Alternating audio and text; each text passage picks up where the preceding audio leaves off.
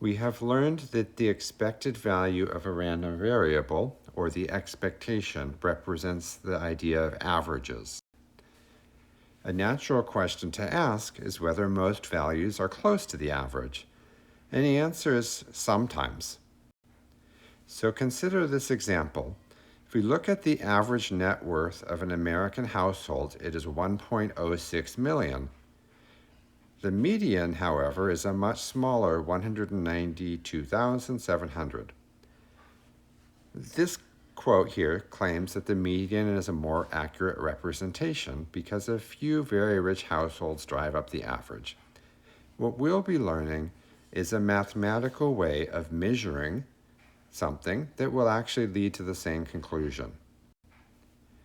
So looking at this passage, the key quantity that we've studied so far is average or expected value. If X is taken to be the net worth of a randomly selected U.S. household, then the expected value of X is 1.06 million. The second portion tells us that a few very rich households drive up that average, which means that most households are worth a lot less. According to this, the median, or the 50% mark, is not even 1/5 of the average. So it's natural to conclude from this that expectation is useless. Why bother with averages when most households are worth a lot less? It actually is not the case that expectation is useless. What we need is a way to measure how far a typical household is from average, because that will tell us how close the expectation is to representing what is typical. So we are going to define a new quantity that measures the average distance of a random variable x from its average, squared. This quantity will be called the variance. And at the bottom you can see a more formal definition.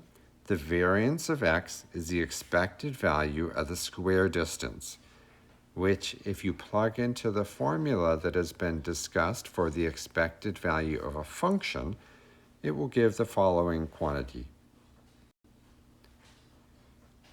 So let's look at that again and kind of break this apart and try to understand where it comes from. So why are we squaring? It seems more natural to just say, let's take the average distance of x from its mean. Well, the reason why we're squaring things here is that distance actually uses squares. So if I want to talk about average distance of a variable from its average, I actually need to work with squares. So let's look at a more basic example.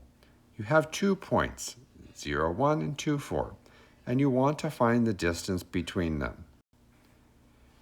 This can be represented as 2 points in space, and if you don't recall the distance formula, we can just think of this as a triangle.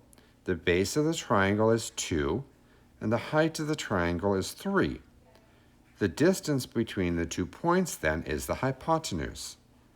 And the Pythagorean theorem tells us how to calculate the hypotenuse. The standard formula for distance between 2 points is then square the base, square the height, add them together, and take the square root, which we see here. So looking back up at the formula for variance, when it added up this quantity, it was adding up x minus the mean squared, which looks very similar to the distance between points, where we were taking the square of some difference and adding them all up. There are 2 main differences here. One is that we don't just add up all those squares, but we multiply by probability. So the variance is considering the average distance, not the sum of each of the coordinates. The other difference is that in distance you finish with the square root, in variance you didn't finish with the square root. Well, we actually have a different quantity called standard deviation, which is more appropriate, and it's everything we just discussed, but it square roots the answer as well. In the future, when you start to look at statistics, in particular normal distributions, you are going to use standard deviation. At this point in time, though, we work with variance because it turns out to be more helpful when deriving formulas that are going to be used later. So you can keep standard deviation in the back of your mind, and it's just the square root of variance. So looking back at our original question, the average household income was $1.06 million, but most households are worth a lot less. When we asked, is expectation useless? The answer was no, but we need a way to figure out whether the typical household is far from average. In particular, we're going to use variance. If the variance is small, it will mean most households have assets close to average. Why? Because variance measures the average distance from average, or typical distance from average. If variance is high, it means that the typical household income is far from average, or household assets vary a lot.